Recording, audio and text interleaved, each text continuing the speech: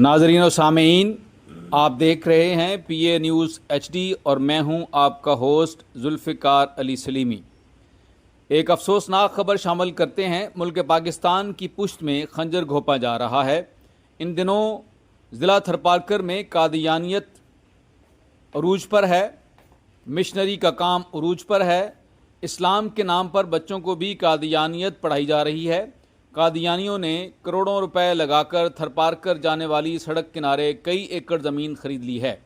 साथ ही साथ ये लोग इन गरीब थर वासियों को रोटी, कपड़ा, मकान, तालीम और इलाज मुआवजा की सहूलियात फराहम कर रहे हैं और बदले में उन लोगों को कादियानी मज़हब कबूल करवा रहे हैं।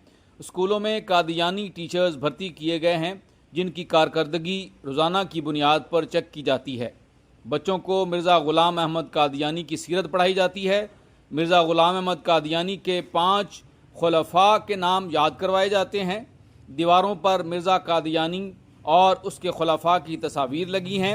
ये सब कुछ अंडरग्राउंड इतनी खामोशी से किया जा रहा है कि किसी को कानो कान खबर नहीं होने दी गई। असातिज़ा को फ़रिश्तें बनाई जाती हैं, उनकी फ़रिश्तों के साथ उनको फ़ंड दिए जाते हैं, उनकी कारकर्दगी की रिपोर्ट बनाई जाती है और थर में गुर्बत का फ़ायदा उठाकर अपने मज़हब में तब्दील कर लिया जाता है। बेशक भूख इंसान को कुफर तक ले जाती है और इसमें सिंध हुकूमत के साथ साथ तमाम मजहबी और समाजी जमातें कसूरवार हैं।